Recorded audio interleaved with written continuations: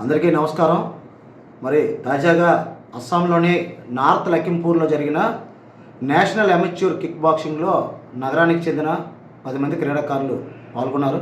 అయితే వీరందరూ కూడా అత్యుత్తమ ప్రతిభా పాఠవాలు ప్రదర్శించారు. అందులో ఎక్కువగా 10 రాష్ట్రాలకు చెందిన ఈ క్రీడాకారులు పాల్గొనగా ఎక్కువ విశాఖపట్నంకి చెందిన 10 మందిలో 7గురికి అత్యుత్తమ పథకాలు సాధించారు. అందులో 2కి గోల్డ్ మెడల్ సాధించారు. ప్రధానంగా అందులో విశాఖపట్నానికి చెందిన ఎస్కే పూజిత, ఈ అమ్మాయి ఇంజనీరింగ్ చదువుతుంది. గోల్డ్ మెడల్తో పాటు టైటిల్ కూడా విన్నర్గా దక్కించుకుంది. అలాగే పి అఖిల్, ఇతను కూడా ఇంటర్ పూర్తి చేసుకుని ఇంజనీరింగ్ కాలేజ్కి వెళ్ళాడు.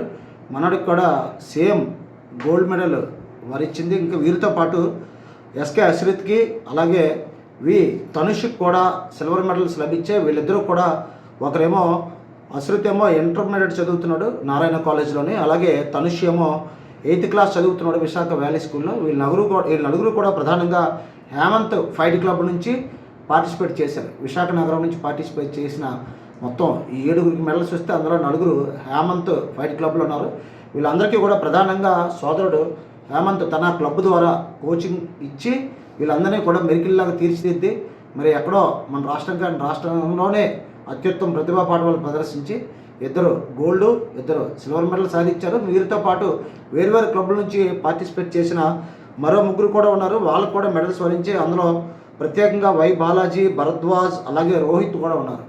అంటే ఈ 7గురు కూడా విశాఖపట్నం నుంచి వెళ్ళిన వాళ్ళు కూడా అత్యుత్తమ ప్రతిభా పాఠవాలు ప్రదర్శించడం వల్ల ఈరోజు మన విశాఖ నగరానికి ఒక గర్వకారణంగా నిలిచింది. భవిష్యత్తులో కూడా హేమంత్ ఫైట్ క్లబ్ ద్వారా మరిన్ని పథకాలు సాధించాలని, మన రాష్ట్రానికి ప్రత్యేకంగా మన విశాఖ నగరానికి కూడా గర్వకారణంగా నిలవాలని, ప్రధానంగా క్రీడల్లో పాల్గొంటే వారికి మానసిక ప్రశాంతతతో పాటు శారీరక దేహదారుఢ్యం మెరుగుపడటం, అలాగే ఉన్నతంగా ఉపాధి అవకాశాలు లభ్యమవుతాయి. ప్రధానంగా ప్రతి గవర్నమెంట్లో కూడా స్పోర్ట్స్ కూడా ఉంటుంది. అందులో మన స్టేట్ గవర్నమెంట్ ఉంది, సెంట్రల్ గవర్నమెంట్ ఉంది.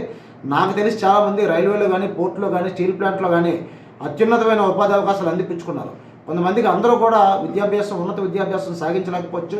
అటువంటి వారికి ఇష్టమైన రంగంలో క్రీడారంగం ఎంచుకుంటే వారు ఏదైతే ఆటను ఎంచుకున్నారో ఆ ఆటలో రాణించగలిగితే ఖచ్చితంగా పేరు ప్రతిష్టలు రావడంతో పాటు అంతేకాకుండా ఉన్నతమైన ఉద్యోగం కూడా లభిస్తుంది. చూస్తున్నాం మనం ఈ రోజున ఎంతోమంది క్రికెటర్లు కానీ లేకపోతే ఇతర క్రీడాంశాల్లో రాణించిన వారికి గవర్నమెంట్ వెంటనే పిలిచి స్పెషల్ డిప్యూటీ కలెక్టర్ స్థాయి ఉద్యోగం ఇస్తుంది.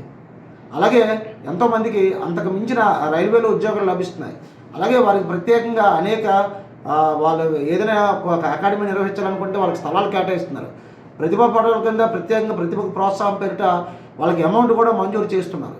కాబట్టి ప్రతి ఒక్కరూ కూడా అందరూ చదువులో రాణించాలని అనుకున్నప్పటికీ రాణించలేకపోవచ్చు. కాబట్టి ఇటువంటి క్రీడారంగం కూడా ఒక అత్యుత్తమ వేదిక కానుంది. కాబట్టి వాళ్ళు నచ్చిన క్రీడల్లో వారు మెచ్చే విధంగా తర్ఫీదు పొంది మంచి పథకాలు సాధిస్తే భవిష్యత్తులోనే వారు కోరుకున్నట్లుగానే ఒకవైపు ఉపాధి అవకాశాలు లభ్యమవుతాయి, మరోవైపు వాళ్ళ ఏదైతే గ్రామంలో జన్మించారో ఆ గ్రామానికి, ఆ నగరానికి, ఆ రాష్ట్రానికి, ఆ దేశానికి కూడా పేరు ప్రతిష్టలు లభిస్తాయి. ఈరోజు ప్రత్యేకంగా మన నగరం నుంచి 7గురు అత్యుత్తమంగా రాష్ట్ర స్థాయిలో మెడల్స్ సాధించడం, నేషనల్ స్థాయిలో మెడల్స్ సాధించడం కూడా గర్వకారణం. మరి ఈరోజు ప్రత్యేకంగా హేమంత్ ఫైట్ క్లబ్ నిర్వాహకుల్ని, సోదరుని హేమంత్ని, అలాగే ఇక్కడ ఎవరైతే పథకాలు సాధించారో ఆ 7గురిని కూడా నేను ప్రత్యేకంగా పేరున అభినందనలు తెలియజేసుకుంటూ ఇటువంటి వారిని ప్రభుత్వం మరింతగా ప్రోత్సహించాల్సిన అవసరం ఉంది. కాబట్టి భవిష్యత్తులో మీరు సాధించిన ఇంకా అత్యుత్తమ మెడల్స్ అయితే మీకు దేశవ్యాప్తంగా, రాష్ట్ర వ్యాప్తంగా కూడా తగిన ప్రోత్సాహం లభిస్తుందని ప్రత్యేకంగా మీ అందరికీ కూడా తెలియజేసుకుంటూ ఒకవైపు మీ విద్యాభ్యాసం కానిచ్చి విద్యలో కూడా ఎక్కడ తగ్గకుండా ఒకవైపు విద్యాభ్యాసం, ఒకవైపు క్రీడారంగం రెండింటిలో కూడా రానిచ్చి మీ తల్లిదండ్రులకు పేరు ప్రతిష్టలు తీసుకురావాలని కోరుకుంటూ రోజు ప్రత్యేకంగా మీరందరూ కూడా మన నగరానికి సాధించిన పథకాల పట్ల మిమ్మల్ని అందరినీ అభినందిస్తూ సెలవు తీసుకున్నాను. Thank you.